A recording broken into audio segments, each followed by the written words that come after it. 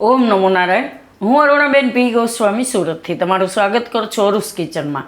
તો આજે આપણે બનાવશું રાઈસ સૂપ કે ભાતનું સૂપ. તો એના સારું આપણે ભાત, તો આપણે ઘણીવાર શું છે કે ભાત પડ્યા હોય વૈધા હોય તો એનું આપણે બનાવી શકીએ. તો આ રીતે આપણે 1 કપ ઉપર ભાત છે બપોરના બનાવેલા એ લીધા છે, અને થોડુંક શાકભાજી એમાં આપણે નાખશું. તો આ થોડીક ફણસી છે, અને 2 ટમેટાં, ને એટલું ગાજર, 1 તીખું મરચું, ને અડધું શિમલા મિર્ચ, કેપ્સિકમ, અને થોડાક લીલા વટાણા, થોડુંક આપણે લસણ નાખશું, અને થોડીક હિંગ નાખશું વઘારમાં.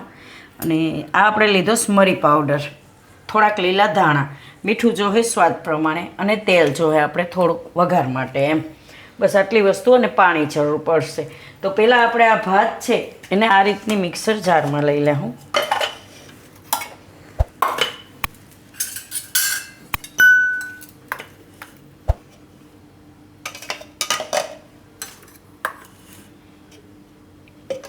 બધાય ભાત આમાં લઈ લેવું. તો ભાત બધાય આપણે આમાં લઈ લીધા. થોડુંક એમાં પાણી નાખશું આપણે, અને પીસી લેવું આપણે.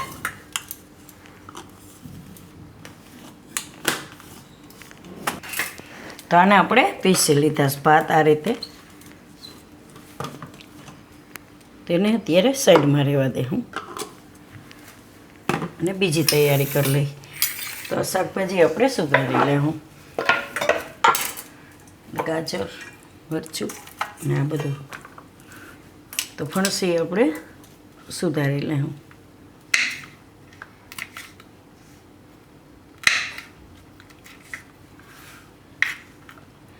તો આને આપણે આ રીતે ઝીણું સુધારશું, થોડુંક આ રીતનું. તો આ ફણસી આપણે આ રીતે સુધારી લીધી. હવે ગાજર, તો ગાજરને આપણે છાલ કાઢી લેવું આ રીતે.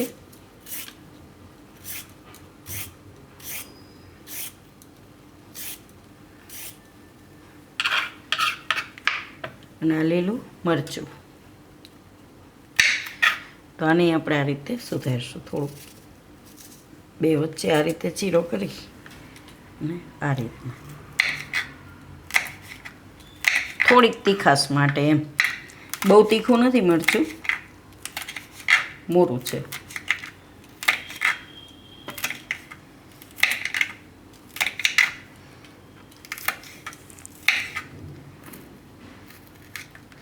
હવે ગાજર, તો એને આપણે આ રીતે ઝીણું સુધારશું.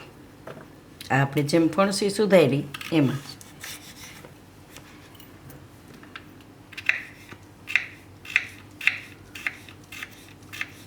આ રીતનું આપણે સુધારી લઈએ. તો ગાજર આપણે એ રીતે સુધારી લીધું છે. હવે આ કેપ્સિકમ, તો એને આપણે સુધારી લેવું. આ ભાગ કાઢી નાખશું.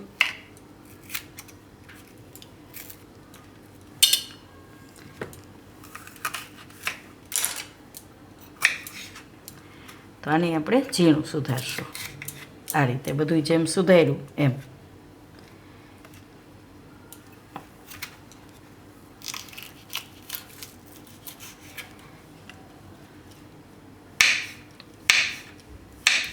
તો આને આપણે આ રીતે સુધારી લીધું.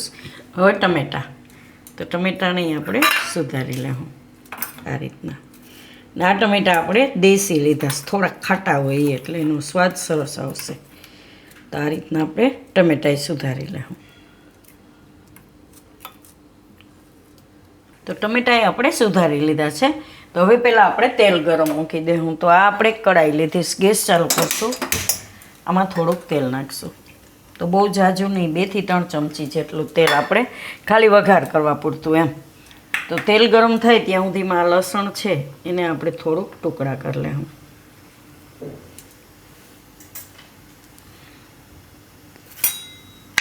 આ રીતના.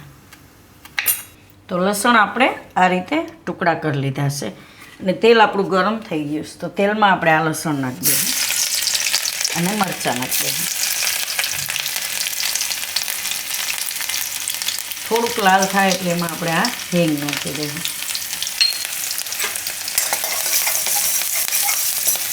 આ રીતના.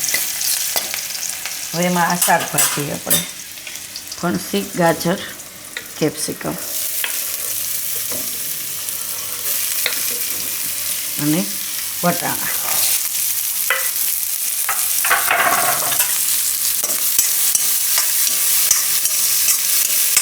થોડીક વાર આને પાકવા દેવું આપણે.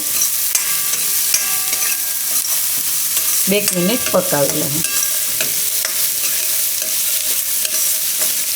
તો આને આપણે 2 મિનિટ પકાવી લીધું સારી રીતે. એકદમ આપણે જેમ શાક બનાવીએ એમ એકદમ નથી પકાવવાનું, થોડું જ કચરું રાખવાનું. તો થોડુંક ચાવવામાં આવે ને, ખાવામાં સૂપમાં મજા આવે આ રીતનું. હવે આમાં ટમેટાં નાખી દેવું અને મીઠું નાખી દેવું સ્વાદ પ્રમાણે. તો મીઠું શું છે કે તમે ભાત જો મીઠાવાળા હોય તો મીઠું થોડુંક ઓછું નાખવાનું, અને ભાત મોરા હોય તો થોડુંક વધારે એમ. પછી તમે ટેસ્ટ કરીને મીઠું એ પ્રમાણે નાખી શકો એમ. આ રીતે મિક્સ કરી દેવાનું.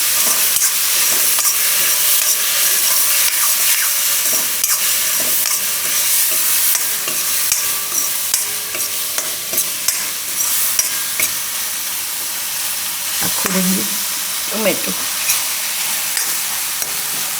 હવે આપણે આમાં જે ભાત છે આ પીસેલા એને આમાં નાખી દેવું.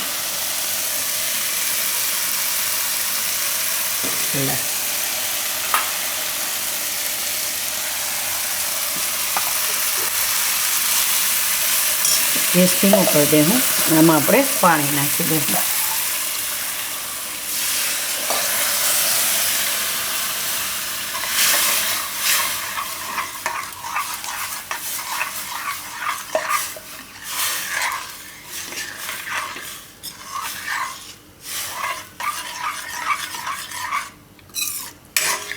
તો 1 કપમાંથી તો ઘણા બધું સૂપ બને એમ. એમાં આપણે 2 કપ પાણી બીજું નાખવું પડે. તો આમાં હજી આપણે થોડુંક પાણી નાખી દેવું.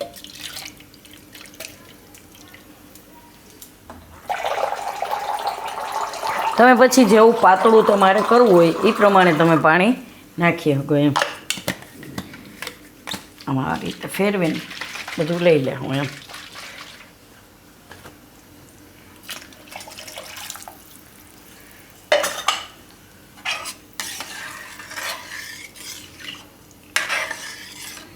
હવે આમાં આપણે તીખાની ભૂકી, આ મરી પાવડર એ નાખી દેવું અને ઉકળવા દેવું થોડી વાર. આને ઉકાળવા ટાઈમે વચ્ચે વચ્ચે હલાવતું રહેવાનું એમ. એમને મૂકી નહીં દેવાનું, કેમ કે નકર જે ભાત છે એ તરીએ ચોંટી જાય એમ, બેસી જાય નીચે એમ. તો આને વચ્ચે વચ્ચે હલાવતું રહેવાનું. અને આમાં આપણે ઉપરથી બ્રેડ નાખીશું. આ ઓપ્શનલ છે. તો આ 2-3 બ્રેડ પડી છે તો આપણે એમાં નાખીએ. તો આ એક આપણે તવી લીધી, ગેસ ચાલુ કરશું. આમાં થોડુંક તેલ નાખશું આ રીતે. બ્રેડને આપણે આમાં શેકી લેવું આ રીતે તેલવાળી કરીને, થોડીક કડક થાય એવી એમ. આ રીતે એકદમ ખાટું થઈ જાય સરસ.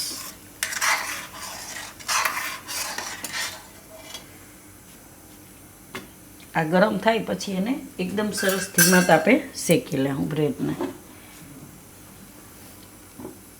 તો સૂપ આપણું આ રીતે સરસ ઘાટું થઈ ગયું અને આ બ્રેડ આપણી શેકાઈ ગઈ આ રીતની. તો બીજી મૂકી દેવું. ધીમા ગેસ એકદમ થોડુંક તેલ નાખીને શેકી લેવાની એમ. આ રીતે એકદમ ગેસ ધીમો રાખવાનો એટલે સલા રીતની કડક થઈ જાય. અને આમાં આપણે હવે લીલા ધાણા થોડાક નાખી દેવું.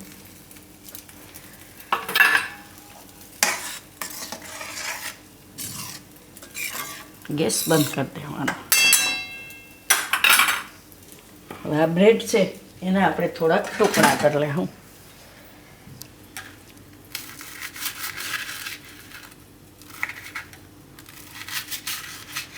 સરસ લાગે આ સૂપમાં નાખીને ખાવામાં.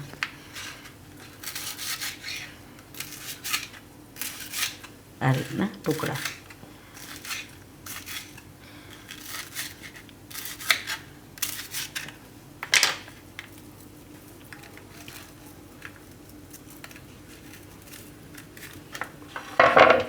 તો આને નીચે ઉતારી લેવું.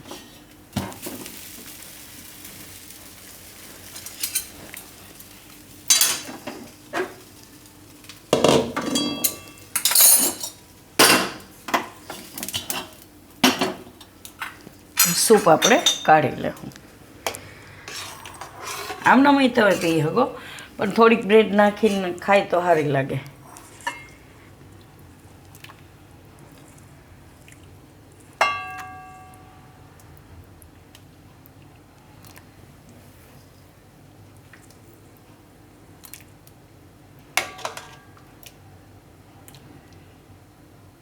એકદમ સરસ ઘાટું સૂપ થઈ ગયું છે.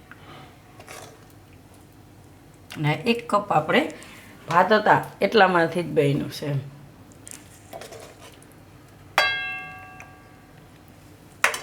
ઉપર આ બ્રેડ નાખશું.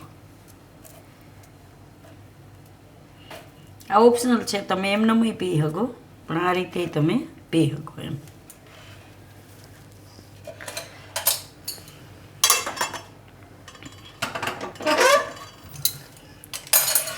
તો તૈયાર છે આપણું રાઈસ સૂપ કે પછી ભાતનું સૂપ એમ.